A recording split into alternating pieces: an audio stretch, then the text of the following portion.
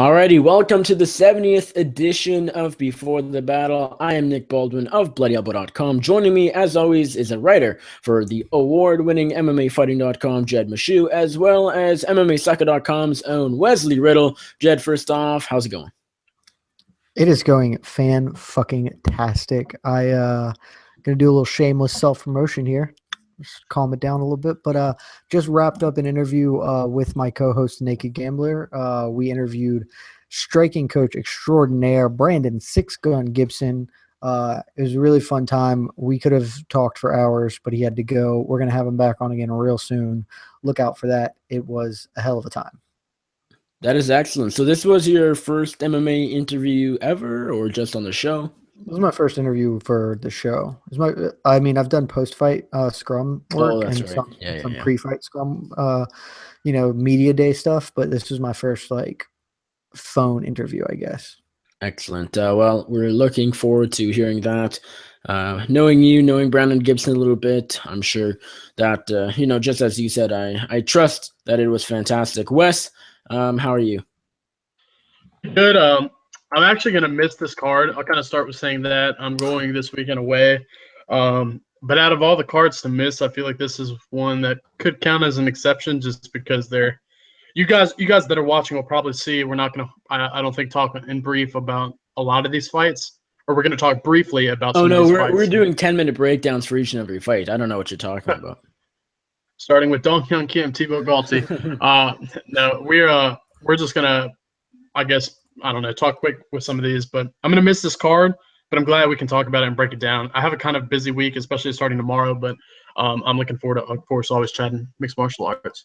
Yes, sir. Alrighty, before we get to UFC Fight Night 110, Jed, second week in a row I've remembered. I don't know, I'm on this streak right now. I'm on fire.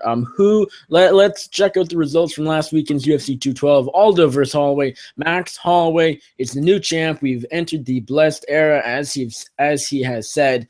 Jose Aldo falls in the third round by TKO. Really, really awesome performance from the new featherweight champion. Now, let's get into the results, the pick records, the pick champions, the DraftKings champions, and the performance bonuses champions. Who do we got at the top this past weekend? Nick, I'm just so proud of you. I don't even know. I don't really know what else to say beyond you or look at you. 2 in a row. 2 in a row that you have done that. That's something to be proud of. So take your hat off, sir. As far as picks champions go, we have a tie this week at 8-4. Jed Meshew and Wes Riddle right there. Take a bow, Wes. You and I sharing the picks champion. Nick, you had a very, very rough go of things. You went 5-7 on the card, including to be fair, you basically salvaged the card with the main card. Your prelim picks were a special level of bad. You got 1 correct on the prelims. That was the Chagas fight, which all 3 of us picked Chagas in. Every other prelim pick you were incorrect on, but you did redeem yourself with a 4-1 performance on the main card. The only miss, pick Karolina Kowalkiewicz. You missed kind of big on that one, but still, you recovered. Wes and I just lost a couple of them in the way. And to be fair, I will also say, I don't know. I mean, all 3 of us got the Belfort win. Questionable win there. Let's just say that as well. I also picked up the Rafael Assunção win. Another questionable win for me as well there. So, different things happened. Wes could have been the winner this week, but that's not how the judges came. As far as our bonus predictions, we're all geniuses this week, guys. All 3 of us picked for fight of the night, Jose Aldo versus Max Holloway. And even though it may not have been the actual, best fight of the evening, it won fight of the night. So all 3 of us for the first time are correct, unified on one. We all had Gus and Glover as fight of the night a couple weeks back. Okay, fair enough. I believe so. I think you might be right on that. And then as far as performances go, none of us got any right. Wes and Nick, both of you had Vitor Belfort. Wes had Alawala Bamboj. And Nick, you had Borrachinha. I also had Borrachinha, but I had with Shoeface. Frankly, kind of think Shoeface got a little screwed. Your performance bonus winners were Claudia Gadelha and Kelleher. So I guess maybe not both of those were good performances. But as far as that, and DraftKings, guys, I put together a run of sensational dominance, really, in the DraftKings sphere. It's the only way to kind of describe it, I guess. But that run has just been, it just hasn't, I haven't had my legs under me. And once again, I lose the DraftKings crown for the first week in a row. Wes Riddle takes home the DraftKings crown, 463 points. The all-stars of his team were Luan Chagas, who put together a dominant performance with an early submission, and Matthew Lopez also brought home 116 points. Nick, as far as you went, you were second place, 388 points. You had Paulo Borchina and Yancy Medeiros that did very well for you, but the clear leader was Max Holloway, 116 points for you. Oh, I'm sorry, Wes, you also had Max Holloway. I just skipped over him.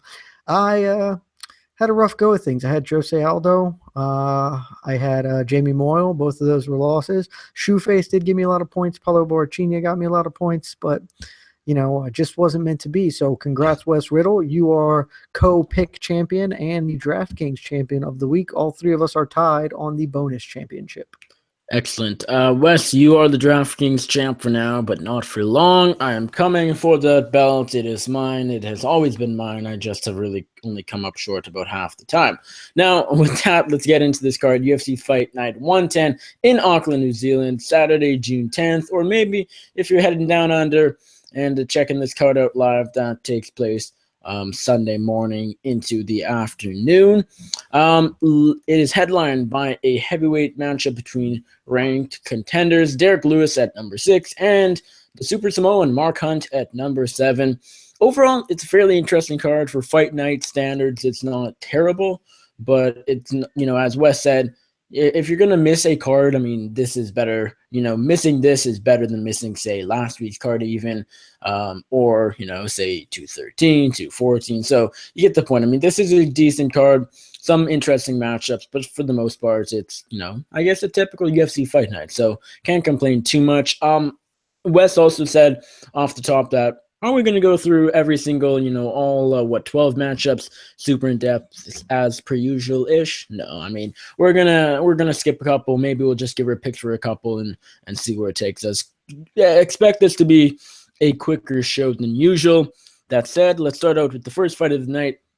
We got the other Dong on Kim, the Maestro, at lightweight, taking on Tybot Goldie GT. Wes, I'll go to you first. Goatee or Kim? Do you have a pick? Do you have a bit of a breakdown for this one? I'll talk about this one for a minute because I actually like this fight. I think out of all the 12 fights that we have, this is going to be possibly a contender for a fight of the night bonus. And that's because these two love to brawl. They both have been finished quite a bit, but they also get a lot of finishes in the fights that they win. And this should be a fight that is going to be pretty exciting, I think, and a good fight to kick off the card. It's going to be hard to pick somebody, though, because, as I mentioned, Goatee and Kim have both been finished quite a bit in their career.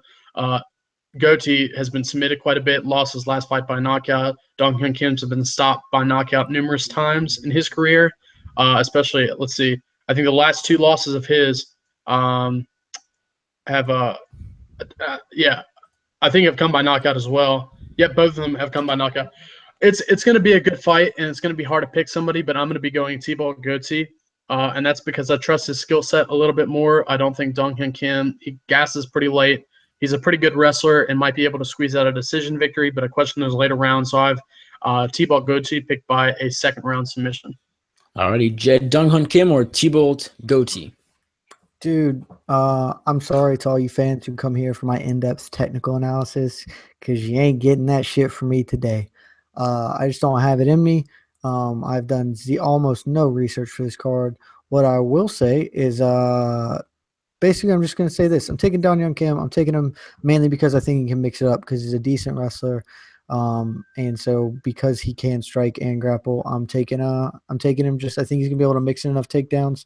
He shoots a fair amount and he's a pretty good wrestler. So he's going to do enough to squeak out a decision. So, Dong Hyun Kim by decision is my call. Yeah, I'm going Dong Hyun Kim, and I don't mind him in this spot. Tybot Goatee, Well, I mean, I guess he's kind of well-rounded. He's not very good, but if you're going to side with one sort of part of mixed martial arts, he's mostly a grappler. 55% of his 11 wins in pro MMA have come by way of submission. On Dong Kim, this guy is a bit of a brawler. Everybody remembers him for his loss to Marco Polo Reyes. That was last year. That was a super fun fight, one of the best of the year. The guy has heart. He has power on the feet. He's a brawler. He has a great chin. He does gas a little bit. But I think if he keeps it standing, he can actually outpoint Goatee, maybe even get a stoppage. So let's say Dong Kim by mid-fight to late fight TKO. I just lost the page, so give me a sec. Next up, we got JJ Aldrich taking on Chanmi Yoan. Jed, I'm going to guess you don't really know on this fight. I mean, maybe you prove me wrong, but I'm doubting you on this one, but say a name at the very least. Damn, that doubt hurts. More important, I mean, really, the thing I actually would like to know the most is when were you born, Nicholas? 2000. What year? Oh, damn. So here's what I got on this one. Chanmi Yoan was born in 1997. She is not even 20 years old. She is 19 years old. I would assume that makes her the youngest person on roster. I don't know that that's true at this point, but I would imagine that it is. And I actually just got signed to the UFC today, so no. And she is the youngest fighter on the roster. Got to be, right? All I got about her is that her last win was over Megumi Yabashita, who is, for lack of a better word, a can. She's not really a can, but she's just like, she's been around a ton, and she has a ton of losses. And you see like a lot of the OG women's fighters, Sarah Kaufman, Roxanne Modafferi, that ilk of people have fought Megumi Yabashita and beaten her. That's literally all I know about Chanmi Yoan. And she's 19 years old. I'm just not going to pick a 19-year-old making their debut. That seems like a really poor choice. JJ Aldrich by decision. Wes, you got anything to add here, and who you picking in this one? Yeah, Chanmi Yoan is actually, according to UFC.com, the youngest fighter on the roster. This should be interesting. I think we're going to see this fight take a lot on the feet, just because Chanmi Yoan comes from a Muay Thai background. JJ Aldrich is pretty good and crafty in the clinch. I'm going to go with Aldrich, though, in this one by decision. I think she's got the experience advantage clearly overall, since Chanmi Yoan has never really faced, besides that one girl who's 19 and 11 or 22 or something like that she did beat. JJ Aldrich has fought the better competition. She's a little bit more experienced and well-rounded in comparison, while Chanmi Yoan is pretty one-dimensional in her style. So I'm going to go JJ Aldrich by a decision. Yeah, my pick here is JJ Aldrich, just because I've heard the name and she's fought in the UFC and she's not 19 years old. Other than that, I don't know anything. So don't, tail me and say, if the South Korean wins on Saturday, don't come to me saying, oh, I bet my house on JJ Aldrich because of what you said. It's like, no, I'll just ignore you. But not confident just because I don't really know. But my pick, if I have to pick someone, is JJ Aldrich, probably by decision. Next up, we got Zach Otto taking on the returning Kichi Kunamoto Strasser from Japan. Jed, are you going to go with the Barbarian or Kichi Kunamoto? This is a pretty easy pick for me. I'm going Zach Otto. I think this is one of the easier ones on the card to call, and I didn't even do research. Kunamoto gets hit a whole lot, and that's not conducive to being a successful high-level MMA fighter, and he goes for takedowns and isn't extraordinarily good at finishing them. He's really just not a great wrestler all around, defensively or offensively. I think Zach Otto can kind of beat him anyway. If it stays standing, Zach Otto can beat him. Zach Otto hasn't, to my knowledge, ever attempted a shot in the UFC. But frankly, if he wanted to, he might be able to out wrestle Kichi Kunamoto. So Zach Otto, I'll say late stoppage. And Wes, Zach Otto or Kichi Kunamoto? I'm not going to be picking Kichi Kunamoto in this one just because a couple reasons. One, he's coming off a huge layoff. His last fight came against Neil Magny in February of 2015. Also, I just don't trust him. As Jed mentioned, he gets hit quite a bit and doesn't have the best takedown defense. Zach Otto, he doesn't really throw a whole lot, but he's very technical and calculated with timing his shots. And I think that that's what he's going to utilize to get the victory in this one. And I have Zach Otto picked by a decision, probably getting a unanimous 30-27 across the board. Yeah, my pick is Zach Otto here as well. The guy actually has impressed in the UFC so far. His win over Josh Berkman was somewhat unexpected for most people, and I thought he beat Sergio Moraes in his last fight. Came up short, but I believe that was in Brazil, so it was sort of understood there with the judging. Kunamoto hasn't fought for over 2 years. Unless he's fought somewhere in Japan and it, was half and half pro and amateur and not recorded and not sanctioned and all of that. But as far as we know, he has not fought since his loss to Neil Magny, over 2 years ago. That's a long time. He's getting up there in age. He's 36. Zach Otto isn't, a super young guy, but he's young in fight years. Kunamoto has taken a little bit of damage. I think Otto is possibly the better grappler, and his striking's getting better as well. So give me the Barbarian in a fairly decisive decision. Next up, we got number 11 flyweight, and as I said off the air, the best worst flyweight in the UFC, John Moraga, former title challenger, taking on newcomer Aslan Mokhtarian, the assassin. He's a fighter from Iran, and we don't see that too often, so fairly cool to see him making his debut here. Jed, John Moraga, or the Iranian? I'm gonna be honest. I'm gonna take John Moraga because I don't know anything about the other dude. But as you said, former title challenger, I was like, yeah, you're right. TJ did beat him, dude. He got a title shot because he choked out Chris Carriazo. His UFC run was TKOing Ulysses Gomez in the first round, choking out Chris Carriazo, and just thrown into a title shot against Demetrius Johnson. What the heck? I can't even believe that. Well, that sounds like a lot of flyweights. They all get thrown to DJ early. Look at Horiguchi. That's still just in fucking sanity to me. I think if you went back and looked at the division, they had to have done poorly somewhere in structurally how they did things. Chris Carriazo got a title shot. Let that sink in. And I know, but it's just fucking nuts to me. But yeah, I don't know dick about Ashkan Mokhtarian. I know that he is a southpaw, and that's about it. And he hasn't beaten anybody that I'm aware of by looking over his record. And just given the general dynamics of this fight, John Moraga fought for a title. He's on a 3-fight winning streak. His back's against the wall. If he loses this, he's certainly cut. It feels like the UFC is probably trying to get him a win against, a debutante. And so I'm going to assume that everything goes to pot and or goes to plan, and John Moraga gets a decision victory. So that's my pick. And Wes, what do you think about this flyweight matchup? John Moraga is probably one of the more notable flyweights that are on the division, but the big thing with him, as you mentioned, Jed, is that he's on a 3-fight skid. And even the fights that he's won, the 2 fights that he won before this 3-fight skid, he was losing to Justin Scoggins and Willie Gates. And then the victory that he had before that, which he lost to John Dodson between that, was over Dustin Ortiz in a fight that I thought he lost. So let's say he lost to Willie Gates and Scoggins, and the Dustin Ortiz fight didn't go in his hands. That would have been a 2, 4, 6, 8 fight losing streak.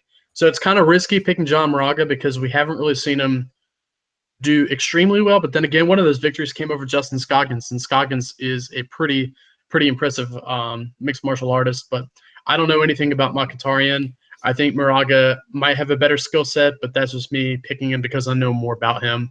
I'm going to go John Moraga by decision, but it's going to be just a fight that I'm not really that confident in because I don't know much about the other guy. But he is, from what I see, on a pretty decent win streak. He hasn't lost since 2014, and that was his only loss, and is coming off of a knockout victory in 27 seconds. So maybe Askin's the real deal, but we'll have to see. Yeah, I don't know anything about the assassin as far as his skills go. He seems to be well-rounded. He has 6 wins by knockout, 6 by submission. I believe he started training BJJ before, when his MMA career started, and then later transitioned to kickboxing. His first 4 wins were by submission, so I would imagine he's more of a grappler than a striker, but, just from those stats, he seems to be somewhat well-rounded. This guy, all I know is he has a super, super cool story. So his parents left Iran during the Iran-Iraq War in 1985. They took refuge in Australia. And I'm reading this from Wikipedia, by the way. Shockingly, this guy has a Wikipedia page. His parents divorced. His father lost the house. He and his younger brother ended homeless. Astan got involved with drugs, alcohol as a teen. And then MMA sort of got his life around. So this guy, he's gotten through homelessness. He's gotten through, addiction, or I guess maybe not addiction, but troubles with drugs and alcohol. So the guy has a super cool story. He's a guy people will be rooting for, once they know that part of him. But yeah, John Moraga probably gets the win here. But again, stylistically, I don't really know how he matches up against the assassin. But Moraga, has the experience. He's been there in the UFC for a long time. But the guy, if he's a guy you want to fade, do it, because he hasn't looked good at all since the Benavidez fight. I know he had concussion issues, and maybe they're still lingering. So I don't know. Keep an eye out on Moraga, but he probably should get the win, but you never know. Moraga, though, by decision is my pick. Moving on, we got newcomer Luke Jumeau, the Jedi, taking on Dominic, non-stop, action-packed Dom T. Steele.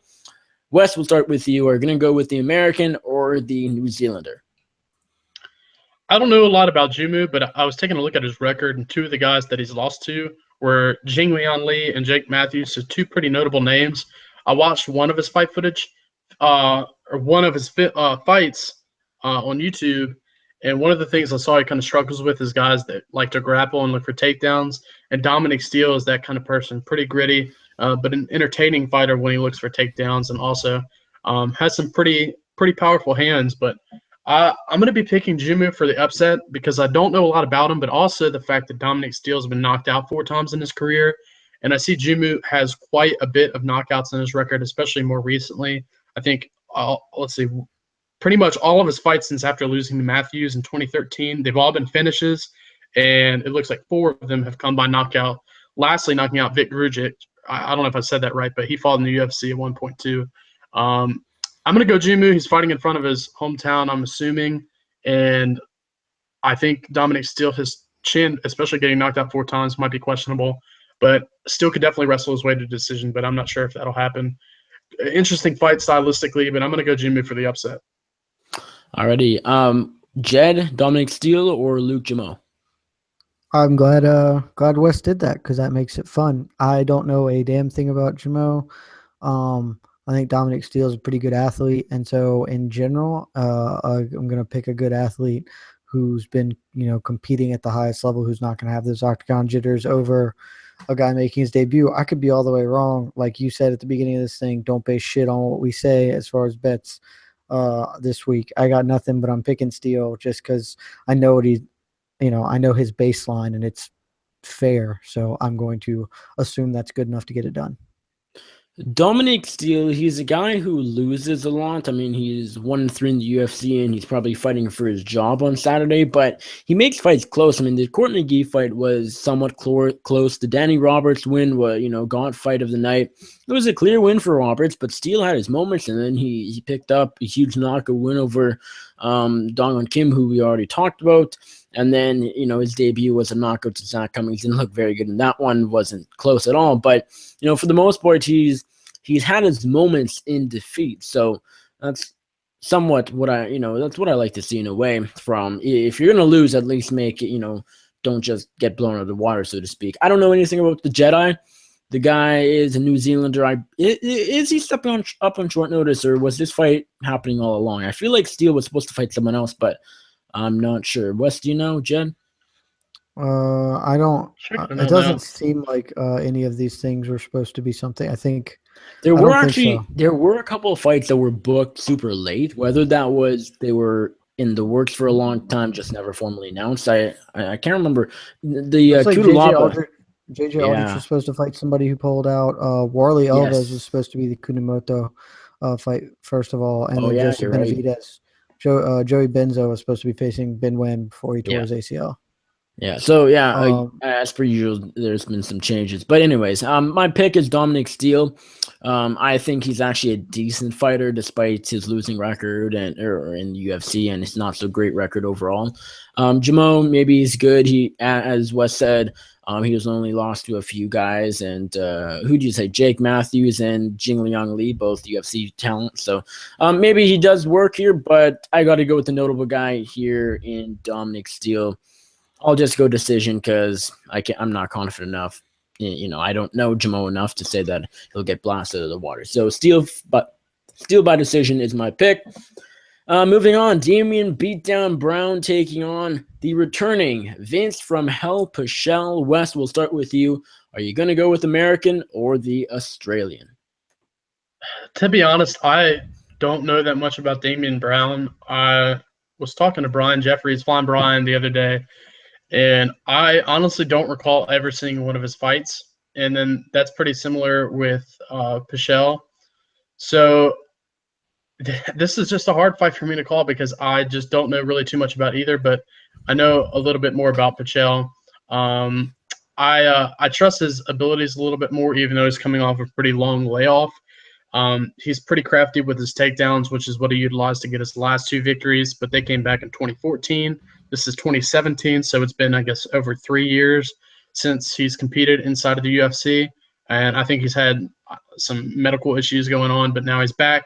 And Damian Brown, he's coming off a split decision victory. I'm going to go Vince Pichel on this one. Damian Brown, like I said, I don't know a lot about him, but I feel like Vince has the ability to be able to take this fight to the ground if needs to, because he is pretty successful with his offensive takedowns and looking for those shots. Damian Brown doesn't really have a whole lot of striking output, and I think Vince Pichel does have quite a bit of knockouts on his resume, especially before he competed in the UFC. So I'm going to go Vince Pichel. Maybe buy a knockout in this one, but I'm going to go safe and pick a decision. Jed, anything to add? Who are you going from, Hal Pichel or Brown?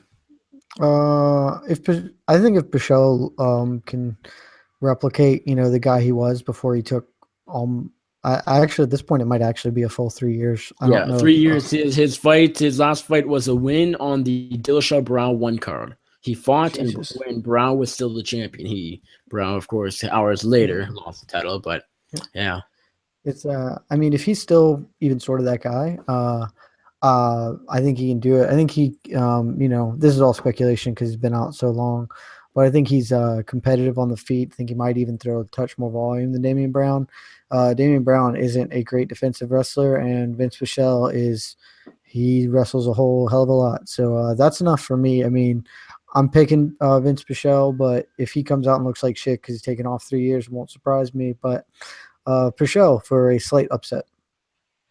Yeah, I'm going Vince Pichel. Vince Pichel here as well. You can't be confident in a guy who's on a 3-year layoff, a guy who has had, a series of injuries for the most part. That's the main reason he's been out. Just a lot of issues there with his health. So, if he comes back and there's a lot of ring rust, Damian Brown could catch him. He could knock him out or take him down, submit him. If he's not the same guy, he probably loses. But I'm banking on the ring rust not being a huge factor here. And again, it's basically a guess because I have no way of knowing. No one can, knows until it happens whether the ring rust affects him. So I'm going Vince Pichel. I think he outpoints Damian Brown on the feet. Brown is somewhat tough. He has a lot of losses on his record. He's more of a submission guy, but his second last fight was a big knockout, so he does have the power. His striking is getting better. Pichel, though, this guy is fairly crafty on the feet, or at least he was 3 years ago. So, again, if Vince Pichel from 2014 shows up 3 years later, I think he will take this one. I think he'll take it by decision. I think he keeps this one standing, and I think he keeps this one on the feet. Next up, Pichel by decision is my pick. Next up, kicking off the FS1 6-fight main card in Auckland, New Zealand, we got almost undefeated, 14-1, Alexander Volkanovski the Great, taking on Mizuto Hirota Pugnas from Japan, 19-7-2.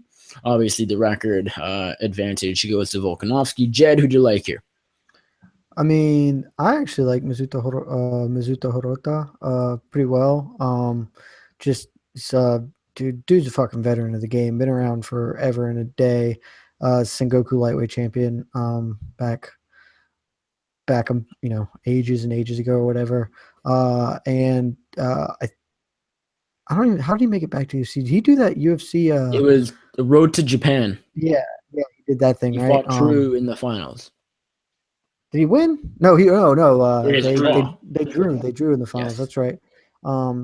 So despite the fact that he's old and an old featherweight, which is not something that happens every day, I sort of like him. I just feel like this is a bad matchup for him though. Like Alexander Volkanovski is, he's a young hotshot, dude. This is a fight between generations, between the new breed of fighter or whatever. And I think Volkanovski is just going to put so much volume on the feet. Just so much volume in general, so much offense. He's going to shoot. He's going to wrestle. He's going to punch, kick, knee, elbow. And Hirota's not really going to be able to match that type of pace that's being set. So, I like Hirota. But give me Volkanovski on points. Alrighty, in West, Volkanovski or Hirota? Yeah, I've been checking out both of the records, and Volkanovski's been on a huge win streak. Was, I think, a champion in some promotion that was outside of the UFC. Mizuta Hirota, of course, was a deep lightweight champion at one point. Jed, you nailed it on the head. I mean, it's pretty much a battle between generations. I feel like Hirota's time, he's still showing impressive skills in his performances. He's still on a pretty decent win streak if you exclude that draw that he had. But Volkanovski seems to be just a very, very tough and gritty up-and-comer who has a lot of potential with both his striking abilities and also his grappling abilities. He looked I don't know if he looked at all for submissions, but was able to control his last fight. He fought Kasuya in Australia too, and was able to control him really well on the ground and was able to mix in some great ground and pound and got, I think, the second round finish by a TKO stoppage with ground and pound. So I'm going to take Volkanovski in this one. I don't know if he's going to be able to finish Hirota because Hirota is pretty tough, a pretty decent striker in his own regard. But then again, when I kind of think about it, back when Hirota first fought in the UFC, I remember going back and actually watching some of his older fights. He gets taken down quite a bit. I don't know if it's still like that now. I know Cole Miller didn't take him down at all in his fight, and Tarusta is a pretty decent striker, so he didn't look for any takedowns either. Volkanovski might be the guy to be able to take this one to the ground if he needs to and maybe get another TKO stoppage. I'm going to pick Volkanovski, but I'm just going to go with the decision, another decision. Yeah, my pick here is Volkanovski here too. Hirota is actually decent, but he's a veteran as Jed said, but he's getting up there in age. Volkanovski is 28 years old. He's a really hotshot prospect right here, especially down under. I think he gets the job done. I think this is somewhat of a tailor-made matchup for him. I think he can outpoint Hirota on the feet, and his grappling control in his debut was really excellent, very impressive. So I like him by stoppage here. I like him by TKO. I don't know whether it'll come on the feet or on the mat, ground and pound, but I think he does get the Japanese fighter out of there midway through the fight. So Volkanovski by TKO in the second round is my pick. Moving on, we got one of the better fights on the card. Number 8 flyweight Tim Elliott, former title challenger, taking on number 12 flyweight Ben 10 Wen. Jed. Ben Wen or Tim Elliott, who do you like here? I like Tim Elliott because he's dope. Like that's it's not really a great technical breakdown, but I mean I think it's fantastic. I think that just kind of covers it. Like Tim Elliott's awesome. Tim Elliott, gave a good showing against Demetrius Johnson and rebounded after losing essentially 5 fights in the UFC. Granted, he got a lot of wins outside the organization, but finally got a win last time, positionally dominant. And he's just a funky dude who's weird as hell and fun as hell to watch. He's a great grappler, and I think he's going to grapple all over Ben Wynn's face. So Tim Elliott I think he's going to get a decision. I don't think he'll get him out of there, but I think it's going to look, a lot like Smoke a fight maybe. Wes, Tim Elliott or Ben Wynn? I don't want to be use MMA math as anything, but Ben Wynn pretty much got schooled by Louis Smolka, and Tim Elliott pretty much schooled Louis Smolka. Hopefully I said that right. So just overall, he did. He did. I thought I maybe said the same guy twice. When it comes to Tim Elliott, though, he is a far more superior grappler than Louis Smolka, and Smolka was able to control all the postures, reverse all the positions in the Ben Wynn fight. And I think Tim Elliott's going to be able to do the same thing here. This stylistically has the idea to be probably a fight of the night, but I don't think Ben Wynn has the capability to keeping up with the pace Tim Elliott sets in his fights. And also, Ben Nguyen kind of slows down. He's actually been stopped in all of his losses, and I think he has about six or seven. So Tim Elliott may just be able to get a pretty dominant victory here. And like I said, it could be a fight of the night, but that's if Ben Nguyen's competitive. And I think this is pretty one-sided. I'm going to go Tim Elliott. I have him picked by a third-round submission. I think he'll be the first guy, if I'm not mistaken, to submit Ben Nguyen. Actually, Ben Nguyen lost his first fight by submission, but all the others have come by knockout. Tim Elliott, I think, will be able to get the stoppage by submission in the third round in this one. Yeah, this is – I like what Wes said, how stylistically this could be fun if Ben Nguyen is able to keep up with Tim Elliott's pace and is able to keep up with the grappling of Tim Elliott. It could be fun. It could be back and forth. If Ben Nguyen keeps it standing, then it really gets interesting. But it could also be very one-sided, and that's the route I'm leaning towards. I agree with everything you guys said. Tim Elliott is a great grappler. Better than Lubos Smolka, makes less mistakes. Smolka is really, his biggest flaw is, he makes some mistakes, even where he's the best on the mat. But that's besides the point. But MMA math, Smolka, I think this looks like Smolka versus Ben Nguyen. Ben Nguyen has gotten better in the past year.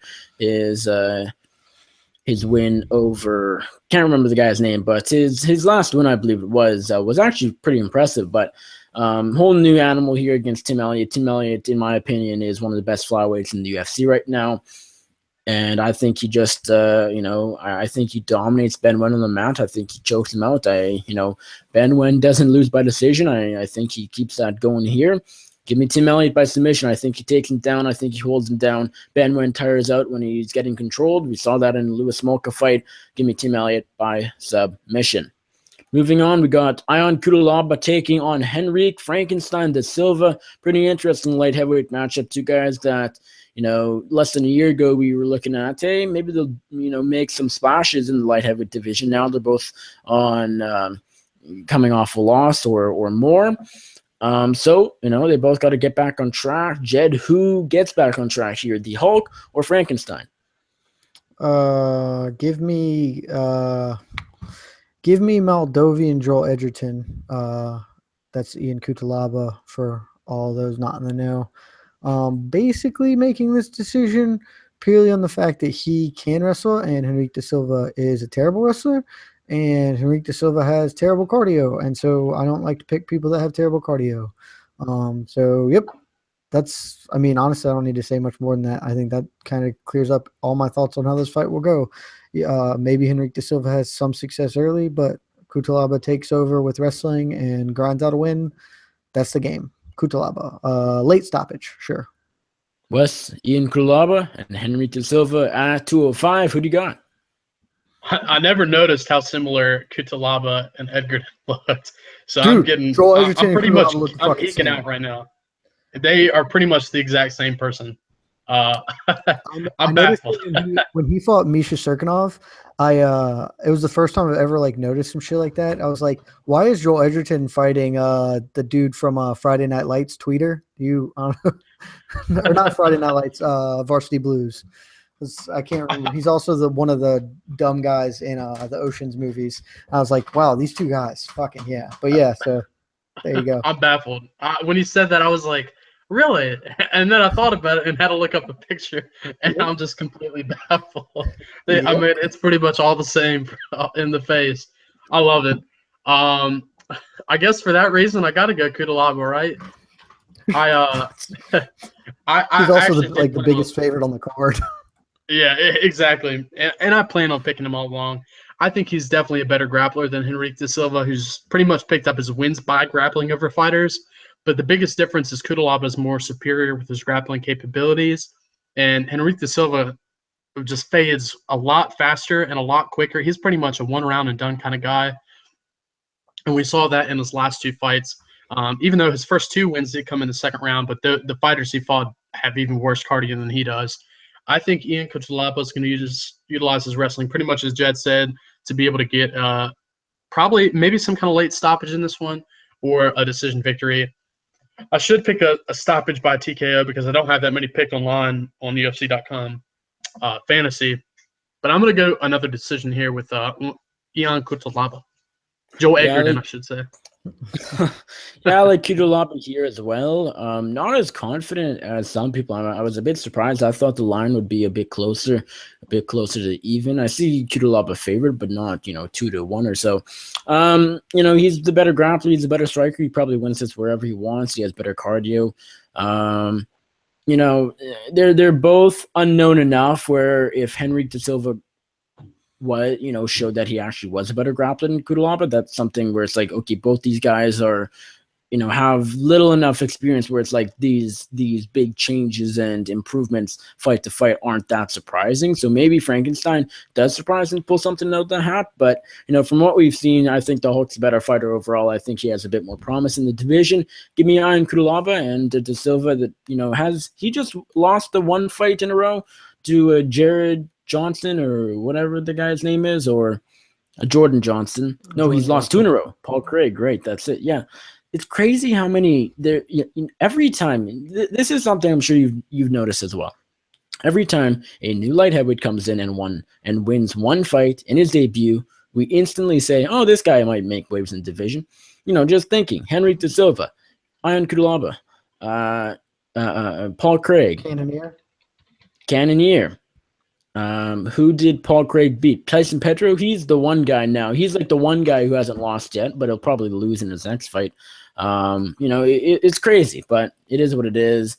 The pick here is Kudalaba by decision. I think he outgrinds De Silva, who fades, as you guys said.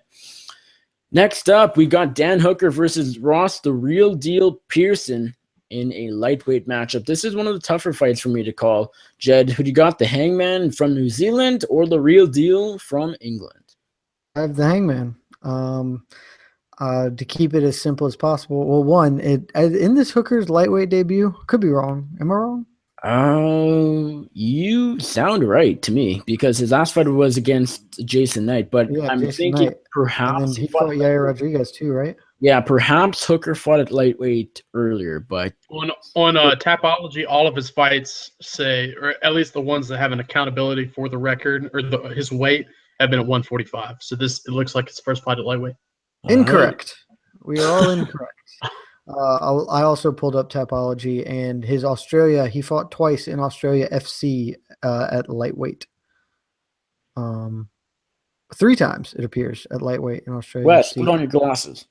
Yeah, come on, buddy. Step that game up. But his UFC career has been at featherweight, but he was always kind of a big featherweight. And he's gonna have the size advantage here. He's got 6 inches of reach, 4 inches of height. Ross Pearson fought at featherweight, right? Too. Am I making that up? I want to say you might. No. Oh man. I feel like he. Yeah, he did. Did he? Or maybe he competed at welterweight. No, he did fight at featherweight. You're right. Yep, Cub Swanson. That is right. See, look, he was never like a huge lightweight anyway. Dan Hooker's going to have the size advantage here. Dan Hooker has the youth advantage here by a good sum.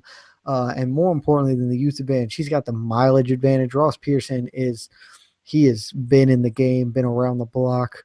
And I think this is mostly going to play out on the feet as a striking affair. Ross Pearson is a fairly technical boxer, but I like the physical advantages of Dan Hooker. I like the youth.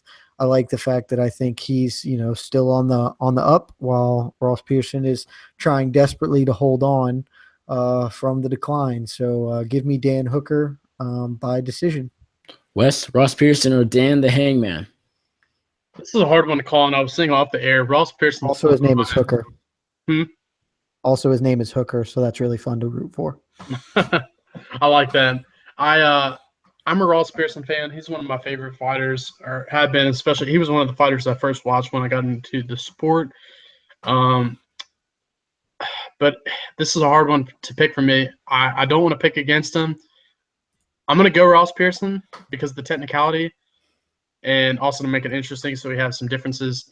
But Dan Hooker definitely has the capability to get the job done because he does have that youth advantage. He is a pretty decent striker in his own regard. Ross Pearson's pretty technical, but has struggled quite a bit in his last fights. The only thing I can say to really, boost my morale in picking Pearson is that his last 3 losses have come over fighters who are pretty decent strikers. Masvidal, Will Brooks, and Stevie Ray, and did get a victory over Chad Laprise. That was his last victory, but then again, that came back in 2016 in March, and he fought numerous times in 2016. So maybe this taking a little bit of extra time since this last fight, which came in November against Stevie Ray, maybe this extra time has helped him a little bit because he was fighting so frequently and maybe too frequently. But this is just a hard pick for me. I'm going to go Ross Pearson, stick with my gut, have it by decision, but don't be surprised if Dan Hooker could become one of the first fighters in recent memory to knock out Ross Pearson. Oh, this is tough. I said while introducing this fight 5 minutes ago, or no, less than that, but I said that this was one of the toughest fights for me to call personally, because I do think both guys have a great chance. Ross Pearson, he's actually, he's very good on the feet. Dan Hooker isn't too bad as well. Both guys are on skids. Both guys need wins badly. Pearson has lost 3 in a row, and I want to say Hooker has, definitely has lost more than one in his recent outings. He's coming off a loss to Jason Knight, although now it seems like there's no shame in that. Dan Hooker, I want to say, is the better grappler, but Ross Pearson might be able to outstrike Hooker. Pearson does have a size disadvantage. He's 4 inches taller, and the reach is very significant. He has a 6-inch reach disadvantage. So, Hooker doesn't seem to use that too well, though. He's more of a mid-range fighter, and with that reach, you'd think he would, very stands far away. But it's not totally the case. I like Ross Pearson here. I think the veteran savvy comes into play. Hooker is disappointed me. I keep picking him, and he loses the fights I pick him in. Ross Pearson, kind of on that trail as well, but I don't know, just something about Ross Pearson. He wins the fights he shouldn't win, and he loses the fights he shouldn't or he should lose. I mean, I don't know. He pulled off the upset. I mean, I still look back to the Paul Felder fight a year and a bit ago and think, damn, I mean, Paul Felder should have knocked out Ross Pearson, but that was far from happening. So I'll go Ross Pearson. I think he outboxes Dan Hooker. I think this is a stand-up affair. So are both of you picking Pearson? Yeah, I believe so. Yeah. Wow. All right. So yeah, Pearson is my pick. I like but the dissension. Pearson's my pick, but this is one of the toughest fights to call on the card. Moving on, I will say, fans, I just want the fans to know, I don't have the exact numbers on this, but last week, both of these esteemed gentlemen here precisely to out-grapple World Jiu-Jitsu champion Antonio Carlos Jr. Shoeface, and we're incorrect. I, the voice of reason, picked Shoeface and was proven correct. Also, a few weeks back, you may recall that the other time that both of them disagreed with me, there was a little man by the name of Michael Perry, who these two fine fellows picked Jake Ellenberger's old busted ass to beat up on. And I was like, you guys are crazy. Mike Perry's going to kill him. And Mike Perry turned in what is still to this moment the KO of the year. So just saying, guys, if you are betting based on our picks, I'm pretty good when they disagree with me. Just saying, throwing it out there. Well, I can't argue with the facts, but Wes, it's time to prove Jed and the haters wrong. So Ross Pearson's going to get this done for us. All right. Co-main event time, UFC Fight Night 110. We got Dan the Man, the old man, Judo Dan Kelly, taking on Derek Brunson in probably the toughest test of his career. It's 39, no, not 39 year-long career, but his career. This is an interesting one because Dan Kelly has been the underdog in all 7 of his fights, and his UFC record stands at a very solid 6-1. He's come through as plus money 6 times. That is outstanding. If you bet him on every fight, you're a rich man. Derek Brunson has turned in a couple lackluster performances. Well, the first loss wasn't too lackluster. It was a back and forth slobber knocker versus Robert Whittaker. And the second one was a snooze fest against Anderson Silva, the greatest of all time, in which he should have won the fight 30-27, but he lost it because it's Anderson Silva. This is a tough one to call because at this point, people are picking Dan Kelly just because it's Dan Kelly and because he's 39 years old and because he's actually a good fighter. But Derek Brunson seems to be a different beast, say, than Rashad Evans or the 2017 Rashad Evans or Chris Camozzi or even Antonio Carlos Jr. So tough one to call. Jed, Derek Brunson, or Daniel Kelly. That's not a tough one to call for me. I hope I would love nothing more than Daniel Kelly to continue his baffling streak of winning fights he shouldn't win and being this underdog savant. That's amazing. But this is a bridge too far for him. He's going to lose. Like that's, you said it when you're talking about Derek Brunson earlier. He has, his losses in the UFC have been extremely explainable. He lost to Yoel Romero, who is fucking Yoel Romero. And then he lost to Robert Whittaker, who I'm actually pretty confident that Robert Whittaker is your next UFC middleweight champion. I think he's going to beat Yoel Romero, and then assuming Michael Bisping doesn't just completely be the full coward that we know he is, at some point he'll have to face Robert Whittaker, and Robert Whittaker will beat the ever-loving shit out of Michael Bisping. So, no shame there. And then he beat Anderson Silva and got jobbed because that's a thing that happens, So Derek Brunson, a good fighter. To note, I did literally just got off the phone like 2 hours ago with Brandon Gibson. Apparently Derek Brunson did not spend any of his camp this time in Jackson Wink. So there's a little news for anybody who cares. But it's pretty easy to me. Derek Brunson is a better fighter. He's a better athlete, a more dynamic, better finisher. Dan Kelly gets by on grit and sneaky skills and awesomeness, but eventually that meets an apex where it can no longer, it can't go past it. I think that this is probably the line of it. To me, honestly, like I don't really know why I even think that, because it's not like they're really a corollary as far as fighters go, but I just look at this and I'm like, well, Derek Brunson knocked out Sam Alvey really quick, so that's probably exactly what happens to Daniel Kelly. Even though, and I can't really explain why, but that's sort of my feeling. So I'm actually putting Derek Brunson early KO victory. Wes, Derek Brunson or old man Dan Kelly? Who do you got here?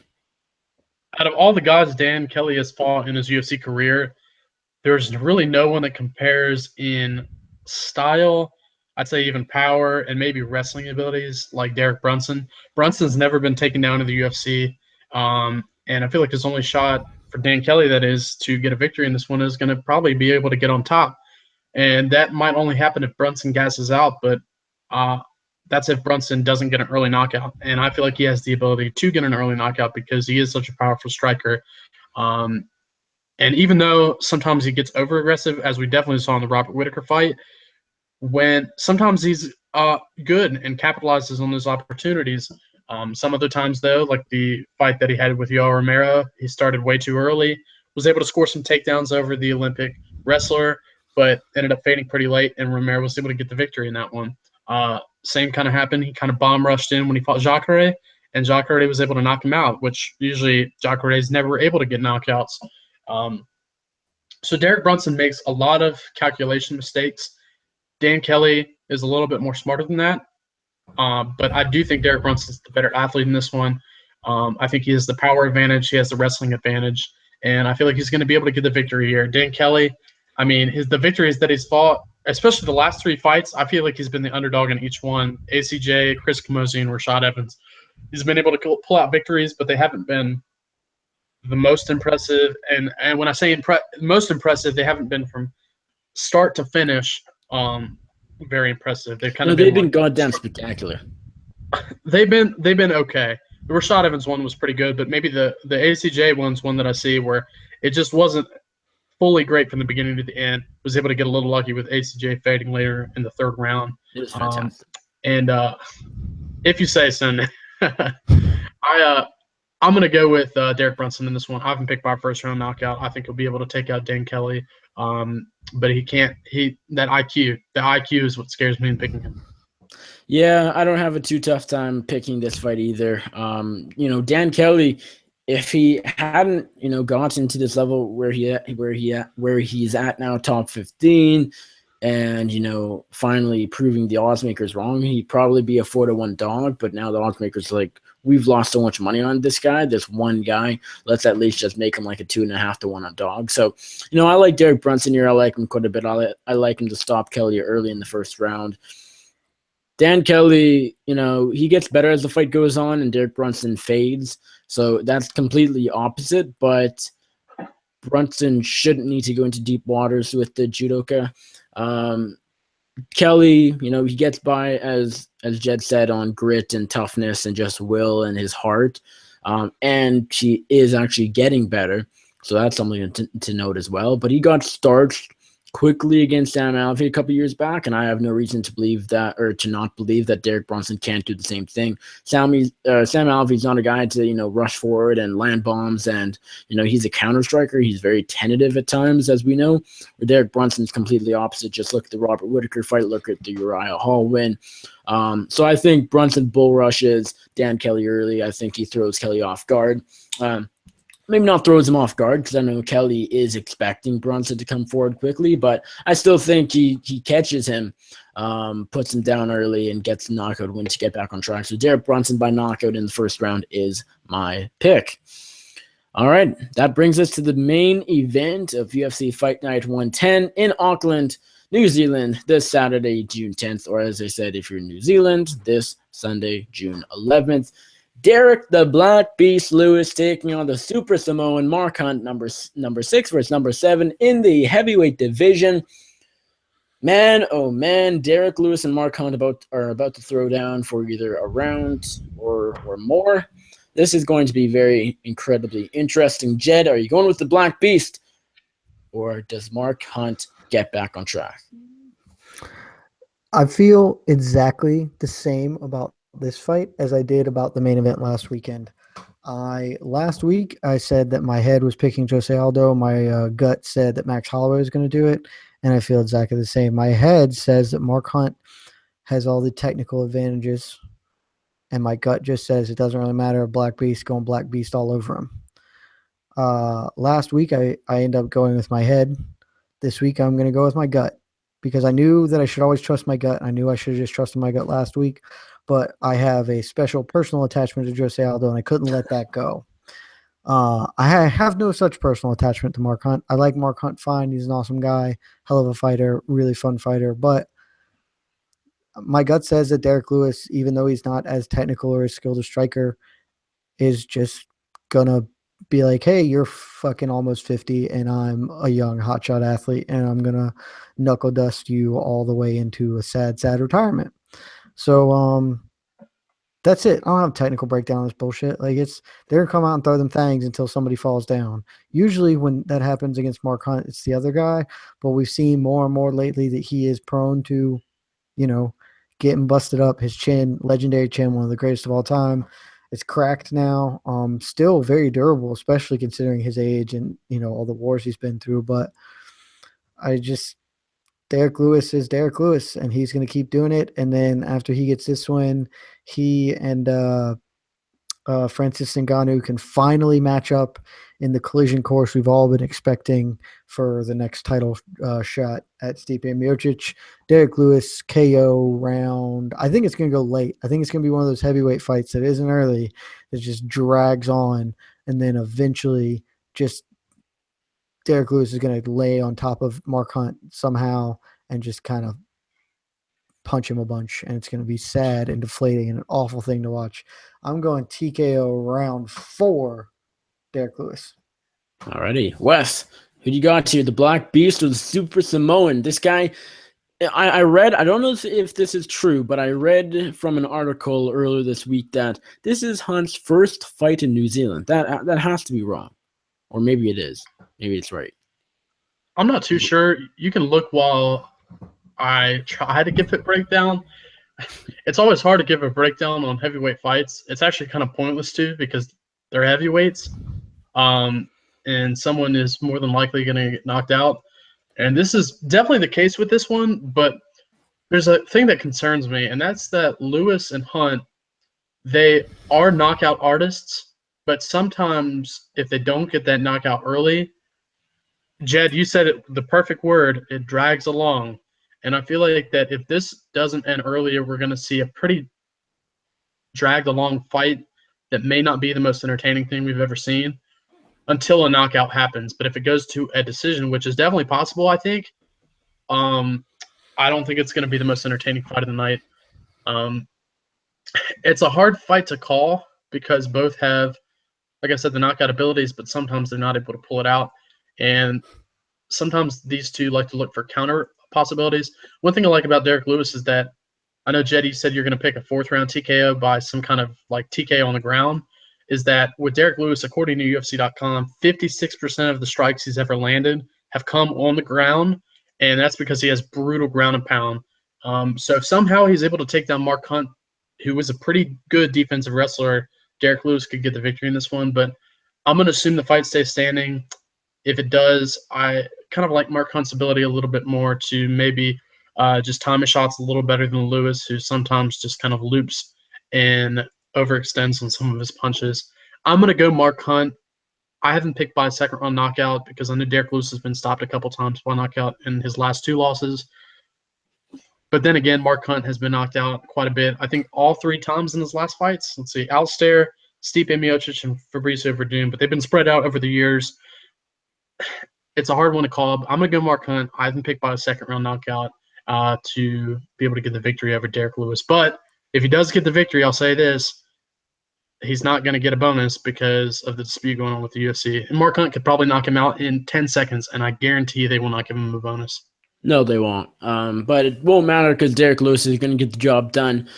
And Dana White will smile after the fight. This is not, I don't know. This is one that could end, in the blink of an eye, or it could drag on. And unfortunately, I think it's going to be a bit of a snoozer. I think it's going to be just a typical grinding heavyweight affair between 2 guys with not the best cardio. Derek Lewis, at this point in both guys' respective careers, he's the better fighter.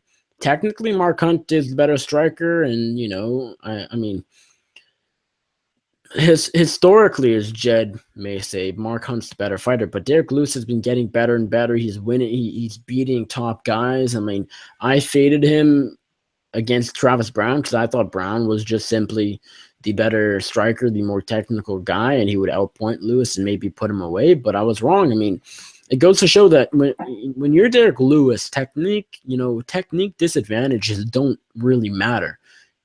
You just throw bungalows on the feet, you get takedowns, you pound guys out with your hammer fist, and you find a way to win. Or you get knocked out with, a kick from Sean Jordan, or, of course, a quick flurry from Matt Mitrione. But, Derek Lewis has been getting better. Mark Hunt has been on the way out. How focused is he with the whole the lawsuit going on? I don't know. His chin is starting to go as well, although his last couple knockout losses have been both by knees, I believe, unless there was one between the Overeem and Doom fight, which I don't think there was. Maybe there was. So it's like getting knocked out by an Overeem knee and over Doom knee. That's, you can have a great chin and you're still going out. I'm going the Black Beast here, though. I think, he's just the better fighter right now. He's younger. It's heavyweight. Anything can happen. I don't really know why, but Derek Lewis is going to get the job done. I'm going to go shockingly by decision. It's probably going to be, I see it going late for sure. But, of course it could be quick. But my gut feeling is that it goes late. And whether it's a 4th or 5th round, ground or pound stoppage or a decision, it, at this point is kind of the same thing. But it's going to go late. That's my prediction. I'm going decision. But Jed could be bang on with his 4th or 5th round TKO stoppage from Lewis as well. So Derek Lewis by decision in not the most entertaining fight. So that does UFC Fight Night 110 in the books. Auckland, New Zealand, June 10th, Saturday this weekend. Before we get out of here, let's give out our performance bonuses and our DraftKings team. Start with our bonuses as per usual. Wes, who do you got for Fight of the Night and your 2 performance of the nights? I'm going to take a couple stretches with my picks here, especially the Fight of the Night. I'm going to give my 2 performances. This isn't really a stretch, but to Derek Brunson, I think he'll be able to knock out Dan Kelly. My second to Tim Elliott for his submission that I think he'll get over Ben Wen. And then I'm going to give my fight of the night. I think it'll be a good one for the very first fight of the evening. Dong Hyun Kim, the Maestro, versus T-Ball Goetze there in the lightweight division. Jed, fight of the night and performances. As far as performances, I am going to share Wes's that Derek Brunson gets an early knockout and thus gets a performance of the night bonus. I'm also picking Derek Lewis because I think if he knocks out Mark Hunt, the UFC will just give him a performance bonus because they'll be pretty happy about that. As far as fight of the night, I'm going Elliott win because I think that's the best fight on the card as far as, talent level of the fighters in general. So makes sense to me. I would have said Hunt Lewis, but for the fact that Hunt's not getting performance bonuses. So true. That's it for me. Alrighty, my performances will go to Derek Brunson and Tim Elliott, just like Wes. I nearly, I'm on the fence with a couple for fight of the night. I want to go Kim Goetze, but I don't want to just copy Wes flat out. So I'll go with Dan Hooker versus Ross Pearson as my fight of the night. I think that's going to be a technical affair on the feet that's close. But, if you're looking for a brawl, Dong Hyun Kim and T-Ball Goetze could steal it. So, if that one wins fight of the night as well, that could be, it's very potential. My only thing with that one is that the Maestro could also get a quick finish, or Goetze could for that matter. So I think Hooker Pearson's going to the judges, and I think that's going to be pretty entertaining. So that's my fight of the night. And then, of course, performances, as I said, Brunson and Tim Elliott. So that brings us to our last segment, DraftKings. Let's get Jed to go first. Who are your 6 fighters, Jed, this week on your DraftKings team for Fight Night Auckland? I honestly think this was the toughest DraftKings team I've had to make since we've done this. I used to have the belt, and I'm a little sad that I don't. I've been away from the belt for a while, but I don't think I'm getting it back. I'm not super pumped about my team. It was just a lot of big favorites on this card, a lot of expensive guys. My team ended up being Derek Brunson, Tim Elliott, Derek Lewis, so double Derek action, Alexander Volkanovski, and then because I had all these those expensive people, I had to get a couple of burners in there with them. So Chammy John, the 19-year-old making her debut, I know I picked against her, but maybe she's like really dope. She's 19, maybe she's like really good, and it's not like JJ Aldridge or some world beater.